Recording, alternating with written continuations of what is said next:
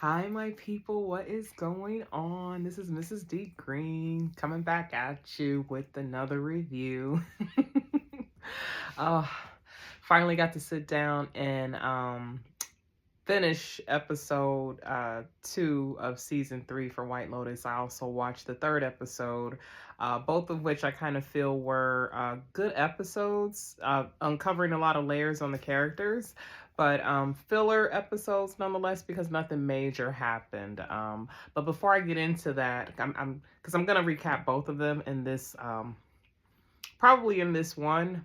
I don't know. I may do separate ones though, because I kind of like to have an anthology, but I don't know. It just depends on the flow of this recap. But before I get into that though, please like and subscribe and share and comment. Just engage in my channel. You know, I'm a newer content creator on this YouTube platform. I literally started that this year.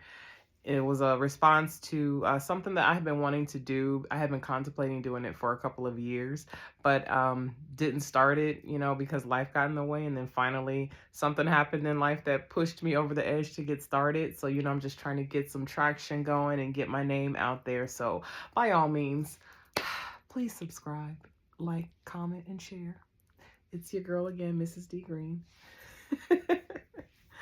All right. So before we get into that, let me take a sip of my red wine. It's my melatonin, I call it. To kind of relax.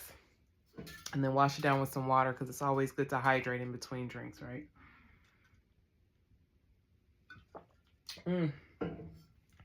All right. Let's get into it. Okay. So we start out the first scene in the second episode of The White Lotus. We started out continuing in the hotel room of Jacqueline and Lori. No, I'm sorry, not Lori. Kate. Lori is the one that is placed as the underdog between the three. But, you know, we learn a little bit more about them that, I don't know, they're all kind of dealing with their own insecurities within the group. So I guess they all can kind of like oscillate between that whole underdog role. But anyway, let me get back on track because I can go on a tangent. I'm not trying to make this too long. So the first scene, Jacqueline and Kate, they're kind of just going back and forth, speaking about, like, you know, how they haven't seen each other. It's nice to catch up. They start talking about Lori's circumstances, so we get a little bit more intel and background on Lori's story. So Lori lives in New York and she's a lawyer. And I guess she has divorced her husband and she's raising her daughter on her own. So she ends up having to pay her husband alimony. So I guess it was a contentious divorce, and then it affected their daughter because their daughter, I guess, is now acting out. And so Jacqueline and Kate are talking about this, but again, that whole backhanded, you know, passive aggressive relationship they have. So Kate mentions how Lori looks great in one breath. And then once they start talking about her life, she says, maybe that's why she looks so defeated. So Jacqueline, you know, with her passive aggressive backhanded insert, she says, calls her out. She says, well, I thought you said she looked good a few moments ago. So obviously, you know, this is just, that's just how they are. That's how they do. I don't understand that. I guess by nature, women, we're critical thinkers and we absorb energy on all fronts. So even in friendships, relationships, you know, family, even close ones, I guess we're gonna comment on each other. I don't know. I just wish we could be more genuinely supportive to each other, you know. But anywho, that's a side note. So as they're talking about her, Lori comes to the window and she scares them, and because she forgot her charger. And then Jacqueline tells her that how they were just talking about her, but they don't go into detail as to how. But I figured that was like a passive aggressive clue from Jacqueline to Lori, like, you know, we're discussing you when you weren't in the room.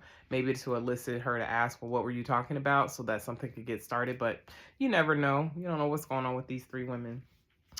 Then we go into like this montage of everyone kind of starting their morning routine. You have Piper in a yoga session. You have Saxon, you know, ass out in the bed. Lachlan's looking at his buttocks as if he's enticed. And then you see, who is it? Oh, I think it was, oh, Rick and Chelsea. I didn't take a note on this, but I remember it now because I watched that episode twice.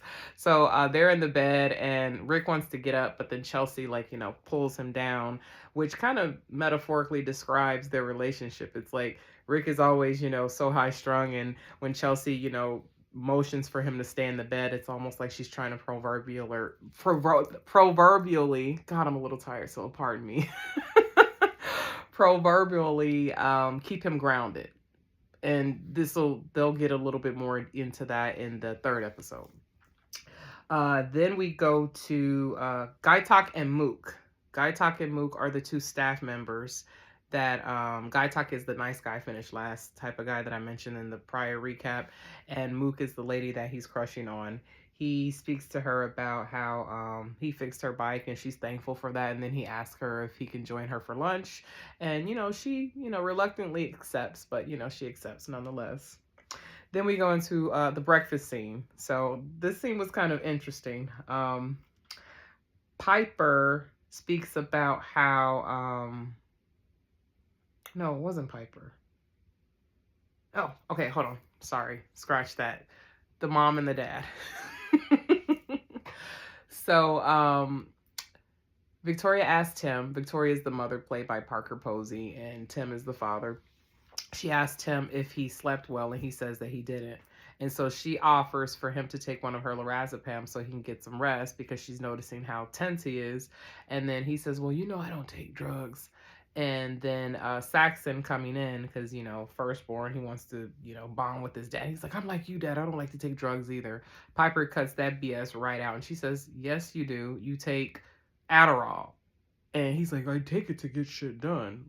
As if because it has a purpose and what he feels is productivity, it's not an issue. And then she mentions how he also takes steroids. Doesn't even give a reason for that. He kind of just brushes that off. But she basically is calling out the hypocrisy in that, yes, you do take drugs. So stop trying to brown nose with Dad, or brown nose Dad. Then,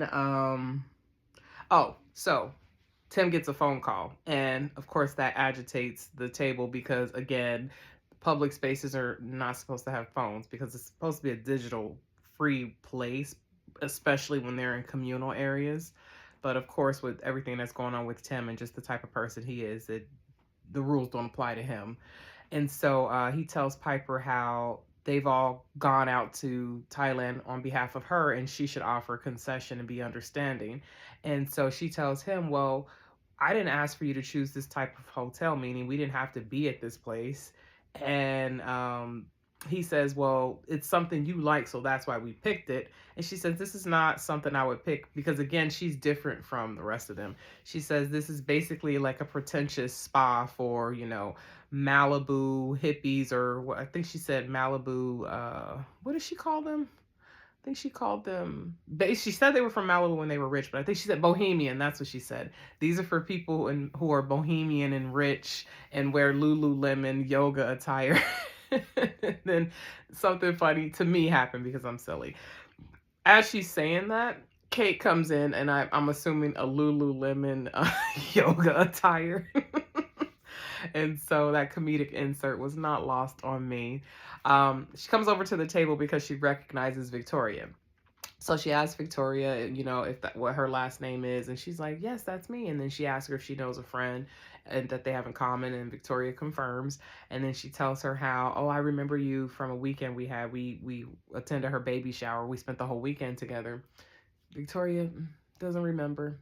And she's trying to politely, as polite as she can, basically gesture to her like, girl, I don't know you. I don't remember you. I'm with my family. I don't want to talk.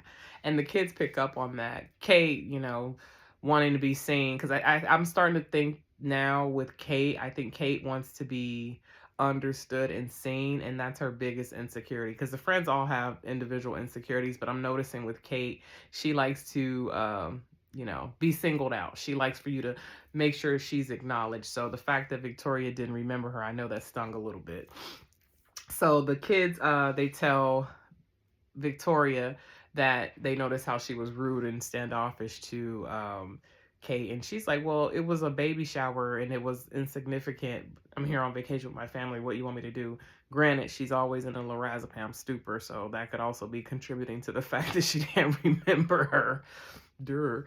So, Kate, again, because she's slighted by this, she goes over to the table and she tells them, you know, am I not memorable? First clue to her insecurity, right? And then Jacqueline tells her, you shouldn't even really worry about that because she seems crazy. So why would you even care about, you know, how she feels?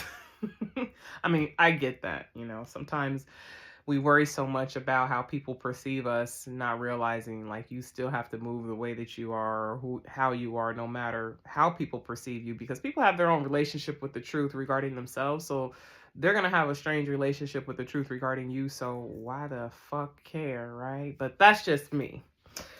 So back to that. Let me see. I think I went through all of that. Oh, okay. Treatments. Mind you, this episode is called Special Treatments. Why didn't I mention that at the beginning?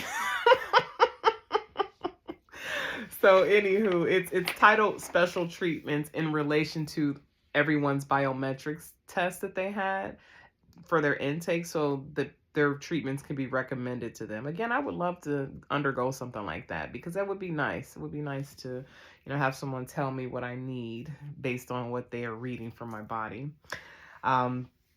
Chelsea tells Rick that she met Chloe. Was that? Oh no. Oh yes. Okay, so I have two sets of notes. I have sets of notes for episode 2 and sets of notes for episode 3, and it's the structure of the paper. I'm just trying to make sure I'm not reading the wrong notes and mixing them up. Blah blah blah. I'm so old school. I still write down notes. Typing, I don't know. The notes and the information when I'm typing it, it doesn't resonate as much with me as it does when I'm writing it. I think that goes back to when I was in school when I used to always take notes. I have to write the notes versus type them. That's just me. But anyway, back to the episode. So we get to Chelsea and Rick, and I guess based on his test, it was recommended naturally that he goes to some sort of like meditation, something to where he can, you know, tap into his inner thoughts, because he's obviously showing that he's suppressing something. And Chelsea's gonna get a scrub, you know, just a beauty treatment, just something to probably scrub all of the debris, you know, being with, you know, Rick and his stuff. You know, when you carry other people's energy and crap, sometimes it weighs you down. Man, let me tell you, Side note, I'm going to talk about something. So I went and got a skin consultation, and I was showing the esthetician like pictures of me from not even a year ago, right? And she looked and she said, looking at me now versus looking at me in those pictures, I looked 10 to 15 years younger than I did. And this was within a year. And I'm saying this because last year I was carrying someone else's things. And it's so funny because Rick has similar characteristics to this person. He's suppressing pain. He's running from it. He's running around with this dark cloud on him, and it's translating. So back to Chelsea with her just getting the scrub and the relaxation to, you know, get herself together. It's not lost on me. Then, I mean, when you're with someone like Rick, whose energy is that heavy, you would need a scrub. So, Valentine,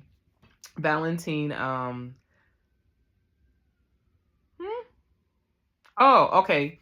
The treatment. So, why is this? This is not, okay. I feel like my notes are all over the place. Because I wrote the notes for episode 2 different times. So I just want to make sure I have the current ones versus the older ones. Oh, yeah. So, Jacqueline and Lori and Kate, they're discussing what their treatment recommendations were. And, while they're talking about that, they suggest that Lori sleeps with Valentine because she's the only single one. Blah. Pam goes over the Ratliff family's different treatments with them. So let me try to remember this. Victoria gets recommended for a massage. Piper is kind of just doing her own thing. They never really say what she needs. She's kind of taking it upon herself to do her own self-care. Again, how she stands out. Lachlan is recommended for him to get posture therapy, and then also he goes into like some sort of think it's an immersion tank, a water immersion tank. Saxon gets a massage as well. And Tim has he doesn't take a recommendation. He opts to just go work out, which makes sense given everything that's going on. It's best to kind of like get that energy out. Like I sometimes, exercising is the best way to get some aggression out. So I'm with Tim on that one. So they start getting into their treatments. This is funny. So Victoria, she starts her massage and she tells the masseuse when she gets her feet rubbed, she feels claustrophobic. So she has to take a lorazepam before she starts. That is so ironic. You need to take a lorazepam before you have your relaxing massage. This lady is doped up. Piper's into yoga. Some weird guy is staring at her. Nothing significant, but I noticed that. Lachlan's in his therapy session. Tim's running on the treadmill. Someone calls him from the office to let him know that I think it was the Washington Post called, and then he tries to correct him and says, "No, do you mean the Wall Street Journal?" And she says, "No, it was actually the Washington Post." So whatever is going on is getting bigger and bigger, and now more media outlets are starting to get a hold of it and reach out to Tim because Tim was involved. So let's see. Oh, Pam catches Tim while he's on the phone, and she reminds him, how it's not supposed to be a phone free space, and if it's not supposed to have phones here, and if he opted to remove the phone, it wouldn't be stressful. And he tells her, basically, if you leave me alone, that would probably relieve my stress. Like, so stop asking me to take my phone away. And then she walks away. Panchai is the staff member that's working with Belinda. So they're showing each other the different treatments that they offer at their resorts because, Belinda, she's from the Maui resort. So she's there for 3 months as an exchange program, I guess, to learn some ways from them and take it back to Hawaii. Let's see. So they come back. Okay, 3 friends. It comes back after their biometrics test that Lori and Jacqueline, they have similar results. So Lori says that, no, Jacqueline says, no, first, okay, Lori mentions how how in her biometrics test, she had only like 25% body fat, right? And so Jacqueline's like, oh, you do? Oh, interesting. As if she doesn't believe it, right? But then she says, oh no, well, he told me the same thing. He said my water levels were really high, and I have the biometrics of someone half my age. And then Lori, because he says that to her as well, Lori says, I think he says that to everyone because he said it to me. Now, granted, they already have a complicated dynamic, so them sharing this with each other, of course, is going to induce more competitiveness and passive aggressive nature. But it's just one of those things. If your friendship is truly solid and you guys love each other, no outsider can come in and impact, right? Because he did say that, not realizing it could cause a split, because when they're bringing it up to each other, they're not bringing it up, to share the parallels. They're bringing it up out of competitiveness, and the fact that they were told the same thing. Oh, now it's on. Now it's like, oh, because they're taking it as if, oh, you're just trying to steal my shine by basically saying he said the same thing to you. So, ain't nothing like having a friend of insecure chicks, a friend group. That's why it's quality over quantity for me. You can't hang around too many chicks. You can't. Like, girls gotta be real secure within themselves to be your friends. Otherwise, it'll weigh you down. So, okay. This part. So, Rick. I'm actually starting to see Rick. While I thought I was calling him the cranky guy in the previous recap because I didn't know his name, as they unpack the layers of Rick, I have an affinity to Rick because I am an empath. I understand people who aren't healed, but Rick needs to tap into that. And this is what he's doing in this session because he has been suppressing a lot. So here goes. Amrita asked Rick about his stress level. If he had to rate it on a scale of 1 to 10, what would it be? 8 out of 10, he says. And then she asks him, was there ever a time in his life where he was stress-free? He's trying to think back when that happened and he couldn't. And she's like, well, not even when you were a child. And this is where it gets deep. So he tells her, well, no, my childhood, I didn't have a childhood. My mother OD'd when I was 10. And my father, I never got to meet him. You know, heard he was a great guy, but he was murdered. And so you see the wave on Amrita's face of curiosity to now like sympathy for him, like she's feeling for him. And then she's trying to, you know, keep pushing the idea of meditating and, you know, tapping into his thoughts.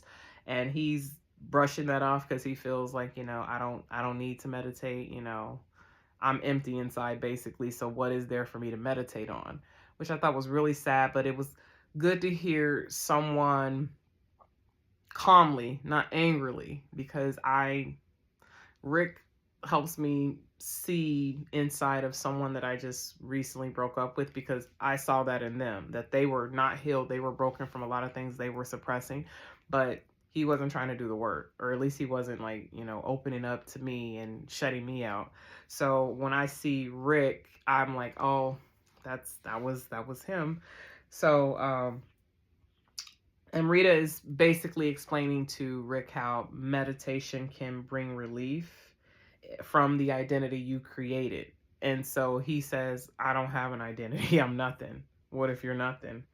And then she says, even something that is nothing can be an illusion of an identity. And he's basically telling her, look, girl, I'm self-aware over here, and I'm trying to tell you that I'm empty, and you don't want to listen. And then he uses this metaphor, which I was like, wow, that's pretty poignant. You know, hey, when he's tapping into his pain, this is him meditating out loud. He's telling you, I'm nothing. I'm unpacking. And he says, look at me like this, or something like that. He's like, if you put no gas in a tank, right? The tank is empty, and therefore the car can't start. Basically like shattering her, sometimes nothing can be an illusion. He's like, no, sometimes nothing is just nothing. And I'm telling you, I'm nothing. And I found power in that, because trust me, to me, that's the first step, is just acknowledging that you're empty. And because then once you acknowledge it, you can actually, like, you know, start making the attempt to change. So, Amrita, then once he says that, she looks at him like, okay, I got you. Like, she understands. And it's funny, going back to the monkeys, how I mentioned the monkeys kind of, to me, they symbolize like eyes everywhere. There was a monkey in this scene after Amrita, like, you know, concedes and agrees with him. The monkey kind of does the same, like, oh, okay. Not staring intensely into the scene, but just walking away like, oh, okay, I guess we don't need to really watch him because he knows who he is. So I was like, okay, I think I'm gonna like Rick. So, the Ratliffs, so they're back at their hotel. Victoria's ordering food. Saxon's disruptive. He's slamming cabinets. And then Victoria asks him, why is he so disruptive? Why is he so high strung if he just got a massage? Because she just got one and he's setting her back. He should feel relaxed. And he tells her the massage sucked because he didn't get a happy ending. He's got to find a way to sexualize everything, right? So then Piper's not amused. She's like, oh, it's always something with this family. And then Timothy comes in and very stressed after running on the treadmill, sweaty, but very stressed. And, you know, we all, the audience, we know what he's dealing with. The family has no clue. So, let's see. Oh, Victoria says about him that he works hard and he needs to calm himself down. You know what? It's easy. Side note, I'm going to go on another side note. It's always easy for the person who is not having the stress to make the money to say to the person or about the person they need to relax because they're so stressed. Yes, on one hand, you can say that, but you don't know what it's like to have the weight of the world. You know, people's well-being and livelihood basically rests on you. And if that's threatened, that's fucking stressful. So, of course, she's lorazepammed out, so she's not going to get that. But I'm just like, man, I get it, Rick. I get it. Because that's me. I'm the sole breadwinner. It all rests on my shoulders for me and my daughter. So I got you, bro. I got you. So, okay. Belinda and Ponchai's treatments. This was like an ancillary scene. Not really much happening, but I thought it was cute because they always make, I think her name is Natasha Rothwell, the actress. She played Kelly. It may not be Rothwell. I can't remember her last name off the top of my head, but she played Kelly in Insecure, and she was like super funny. She was what you would call, I guess, the sexual vixen, or just the comedic sexual vixen in Immature, and she's always making some reference to some cute guy. So the fact that they have her character, it's almost like she's playing the same person, but Belinda's a little bit more refined than Kelly was. And so Panchai, he comes over to God, I just got a text message. Oh, okay, I'll text you later. Why is a man taking me one? Anyway, so Ponchai, or Pornchai, he comes out to Melinda and he's only in his shorts. And so she's going to give, I guess, the signature treatment in Maui to him is a special massage. So he asks her, he says, do you want me on my back or do you want me on my stomach? And she's like, on my stomach. I mean, on your stomach. So I was like, okay, there she is. There she is. So Guy Talk and Mook, they're at lunch, and I thought this was so sweet because Guy Talk is just basically pouring his heart out with conviction, and he's giving context to Mook why they would make a good fit. So he tells her, we come from the same, background, we work at the same place, our families know each other. I'm not as smart as you, but I'm pretty handy. What do you say? And I was like, oh, that is so nice. That is so nice that a guy is basically telling you, I could offer you this, and he's going to treat her like a queen if he's already pining over her. Because it's my theory, if the man loves you more, then you're in like Schwinn, and that's how it should be, because women can grow to love and be loyal, if your heart's in the right place. Men, they have to be committed to you from jump. So the love, and they're the pursuers, so the love has to start with them, and then you guys build together. But that's a side note. So Rick and Chelsea, so they're at lunch and they're discussing their respective sessions. Rick scoffs at signing up again, but he does it kind of not in a he when he says he's not going to do it again. I felt like that was a half truth. Like he kind of got something out of that. So Chelsea recommends, and she tells him that he should go because he's so shut down. He needs to open up more. Chelsea seems to be a little, even though she's younger than Rick, she seems a lot more emotionally mature and spiritually enlightened than Rick, which is a good fit. And while he pushes her, there's like this push-pull dynamic.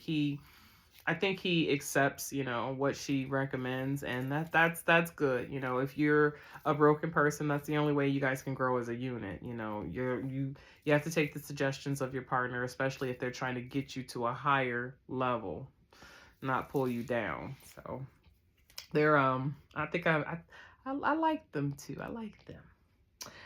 So let's see. Oh, she tells them about meeting Chloe and how they're gonna have dinner with Chloe and Gary, aka Greg, later on. So oh, okay, so I already talked about this 25% body fat thing. So the three friends, they're talking, and when they're talking about their lives or whatever, they mentioned that the body fat mass, as far as Kate is concerned, hers might be higher because she lives in Texas, with the butter and the steak. And then Kate talks about how she does eat healthy even though she lives in Austin. So she's like defending her position because they're obviously assuming about her because she's in Texas, she's not as civilized or up to par. Like they always find a way to like downplay each other. But you see a little bit more of that in episode 3 too. They relate back to Texas and Kate kind of like not being up to the standard. So Kate is defending her diet and saying, I do eat good. And then Jacqueline comes in to one up her, and she's like, well, I have to eat healthy. It's a part of my job. Not saying this out of, well, I'm just, sharing some tips, basically inserting, an opportunity to highlight herself.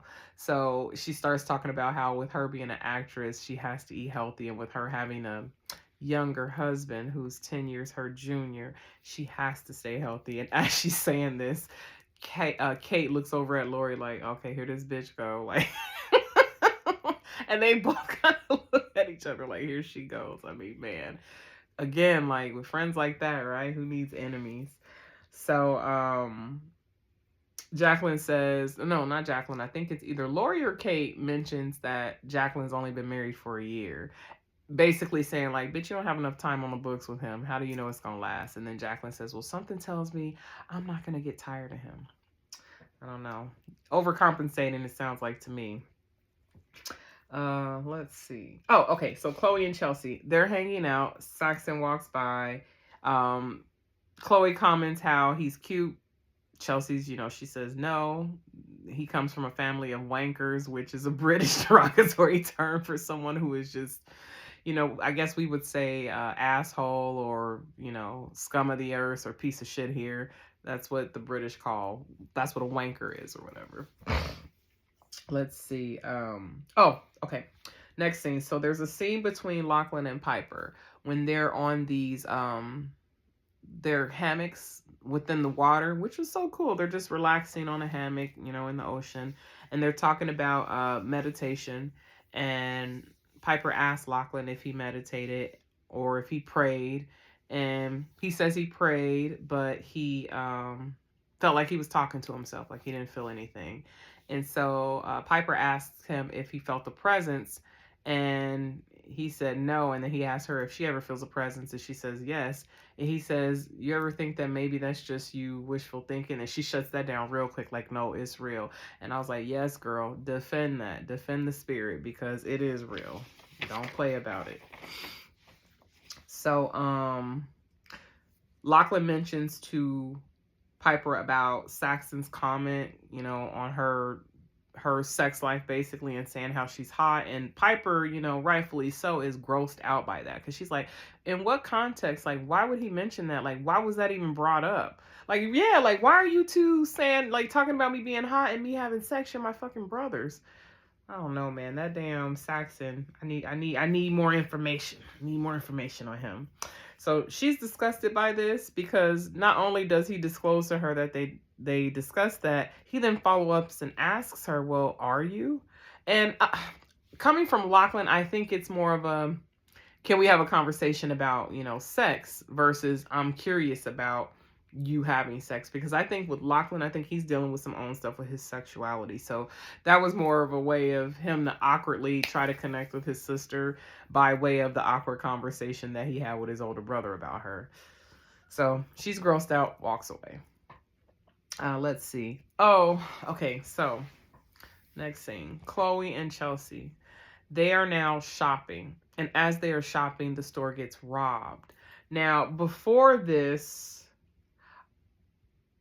Guy Talk, there was a scene where Guy Talk is talking with Valentine, who is the cute wellness partner for the three friends.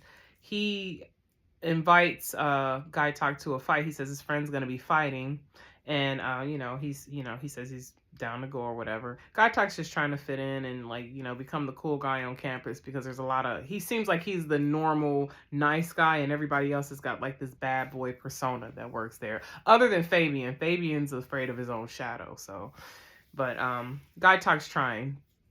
What I noticed is Guy Talk, his job is to guard the gate, the entrance of the resort you're driving on. So when Valentine pulls up, somehow there's this car that's able to get past and speeds through. So that same car is the car that the robber jumps out of. Robber goes into the store, steals. Chelsea is frightened. Chloe's trying on clothes, so she misses the whole thing.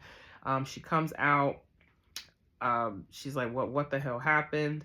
I noticed also the car then comes back to the gate, right?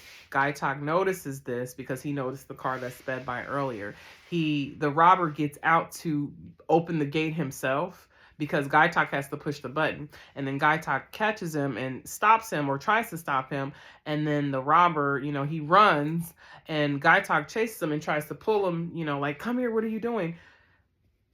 someone jumped out of the car. They did not let us see who it was, but they gave us a quick side glance. And when Guy Talk was going to go look at him, the robber hit him. The robber hit him so that he couldn't see. And so he fell to the ground, missing it. But I was wondering, I was like, who was that? Like, I even tried to rewind it a couple times. The profile didn't give me much. So I wondered who that was, because that person didn't appear to have on a mask. So I'm intrigued to see who that person was. So the police, when they're questioning, now this is why I was like, oh, Rick and Chelsea, they're questioning, like, it's a slow motion, dramatic, recap. The police are talking to Chelsea and the store owners and the staff or whatever, or store workers and the staff. And Chelsea, as she's talking to them, Rick's walking up. She's looking, and then she looks straight and she sees Rick. That's like her true north. And she disengages from conversing with them about it and embraces Rick. And like, oh, when I tell you, I felt the love in their hug, because she was just so relieved to see him. And he was relieved to see that she was okay. Like, he talks a big game, but I think, the moment he realized he could have lost her, he was just, oh, like, so pleased that he could hold her in his arms. And I felt that emotion in the screen. I was like, oh, those two. So after that, Mook and Gatuk, she quickly goes in to check in on him, and she tells Gatuk that she was worried about him, and he's touched by this because, she is the object of his affection. So the fact that she was worried about him, that makes him forget that he was even, hit with a gun. So they go to the dinner scene, and let's see. Oh, the dinner scene. Chelsea, because they were robbed, that gets the room comp for them. And then she speaks about how she almost died because Chloe's like, oh, dang, every time something exciting here happens, I miss it. And she's like, oh, no, you would have wanted to miss that. I could have died. You didn't want to die. Then after that, so the three friends there at the table, Fabian's kind of just talking to them about the performance, and he tells them how the staff, most of the staff, or if not all the staff, they're all going to be performing in the performance that night. And then they ask him if he's going to be a part of it, and he's kind of like, he goes from just, indifference talking to them to like this worry and like, oh no, I would never perform. I can't perform. I'm the manager. Or maybe I can perform like that. It was so weird. So Fabian, oh my God, such a pussy. But managing a resort, no less. Something tells me Shritala likes it that way, because Fabian seems like he's easy to control. He's not gonna fight her on anything. So okay, the Ratliffs, their table. At their table, they're being served by what is called, they call them lady boys, but I'm not sure if it's confirmed if that's a lady boy. They just assume it's a lady boy server. And then Saxon, being the jerk that he is, he says to the table, he's like, well, you know what they say about sex in Thailand? It's like a box of chocolates. You never know what you're going to get. Everybody's laughing again, but Piper, she's not amused. So then Rick and Gary. Now, they get into the back and forth on what they do. Rick tells him... Gary tells Rick that he's retired. Rick then asks Gary, then what did you do before that? And then Gary, with his shady ass, a.k.a. Greg, says, this and that. I did a little bit of this and that before then. And Rick's like, like, I'm not buying that. But doesn't say it outward, but he gives that tone like, I don't really believe that. And then he tells him there's a lot of people there that you'd be surprised that used to do a little bit of this and that. So then Rick's like, well, should I do a little bit of this and that too? So back to the table. Like, this is the dinner scene where they're just jumping all over to everyone's table. They go back to the Ratliff's table, and Victoria chimes in because they're arguing. The kids are kind of, just showing disdain for each other, and she shares this weird childhood story because she tells them about how they're family and they need to stick together. People don't have moral values, and you guys need to love each other. And then she tells this weird story that happened between her and her brother, but they still love each other, no less. And I'm just like, okay. So going back to Rick, Chloe, Gary, and Chelsea's table. So then Rick asks Gary how they met. Gary says that they met on like a matchmaking site. And he says, you know, I'm American, she's French, you know, it just worked out that way. And then she's like, I'm not French, I'm from Quebec, I'm Canadian, it's not the same. And then he's like, well, you know, French, Canadian, what's the difference? She's like, what's the difference? There's an ocean between two countries, but I guess there's no difference, right? Whatever. Like, Gary. So, the performance starts. Oh, before the performance starts, they're arguing back and forth, and Chelsea and Rick look at each other like, I guess either it was almost like a look of they're no different than us, or glad it's not us type of thing. Who knows? You could have read anything from that. So the performance starts, and as the performance is going, you have other things happening in the background. So the first thing is Belinda. She recognizes Greg. She's looking over at the table, like pensively, like, I know you from somewhere. I know you from somewhere, but can't peg it. Side note, Sritala, the singer, was good. Like, that was a good performance. Like, she starts real sensual, you know, she's singing in Thai, and then it gets into this, you know, this really funky beat, and it was kind of a bop. I was like, oh, okay, all right, go ahead, Sritala. But it was a good performance. It was a good performance. So, after that, it goes into, let me see, where's these notes? Where's these notes? I think I had different notes. I just want to make sure I got the right notes. Oh, here we go. Okay. I think this was it.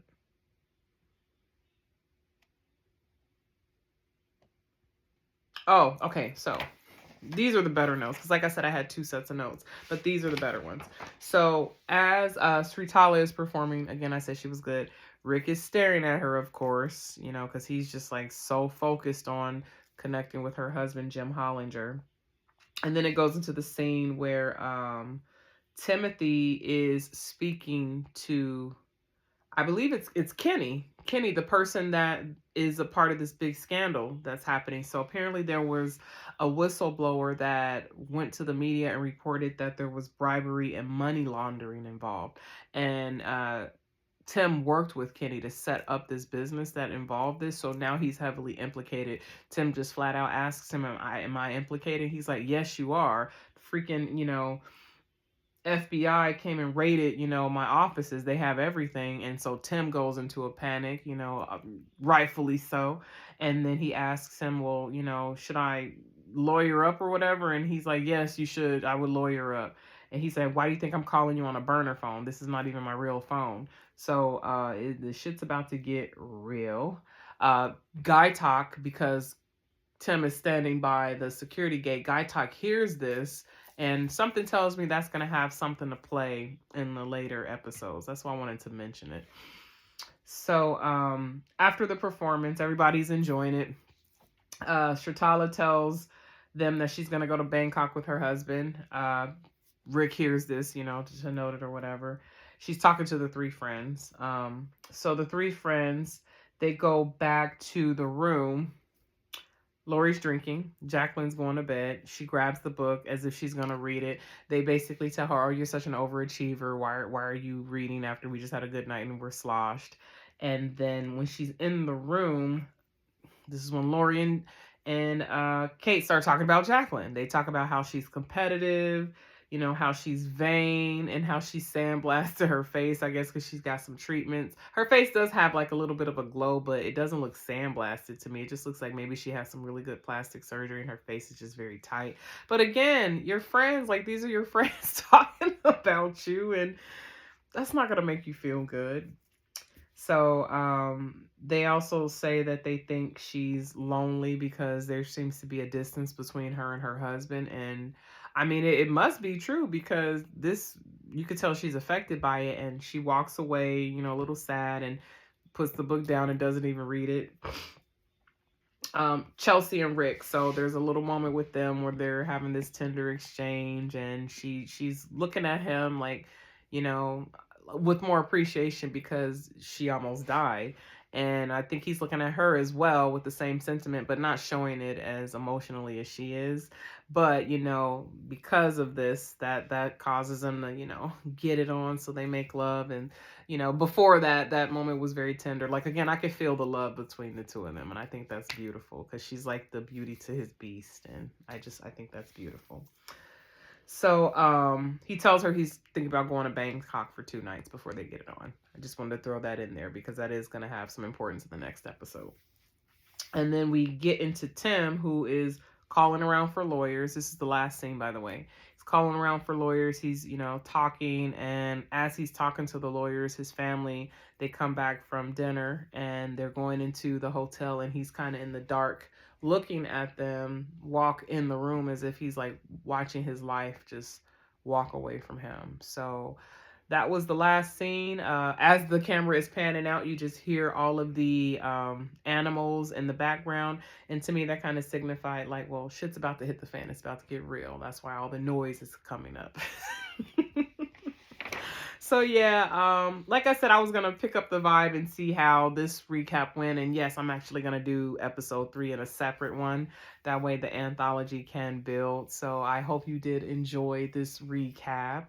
I don't know which show I'm going to recap next after White Lotus. Now that I'm doing this, I'm seeing that this is a lot of work. You actually got to sit down and write the notes. I'm trying to get better about like writing which notes are most important, how to basically concisely summarize the episode without being so detail oriented on the notes. But when you're an overthinker and over analytical, good luck.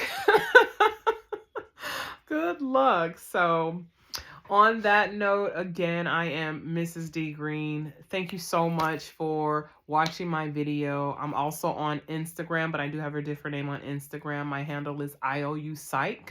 So if you want to check out, you know, just some day in the life videos and some cool reels, like all my reels have really cool music. So if anything, you'll feel like you're a part of a party looking at my stuff. But on that note, I'm going to leave you here again. Peace and blessings. Thank you so much for listening to my recap. And don't forget to like, comment, subscribe, and share my videos. Peace and blessings. Bye.